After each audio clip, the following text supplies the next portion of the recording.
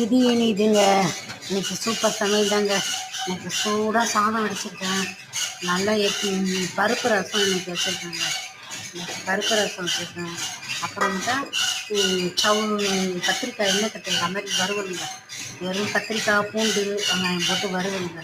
நல்லா தக்காளி வெங்காயம்லாம் போட்டு வறுவலுங்க. சூப்பராக இருக்குங்க. அப்படியே எண்ணெய் கத்திரிக்காய் மாதிரி இருக்குங்க, டேஸ்ட்டாக.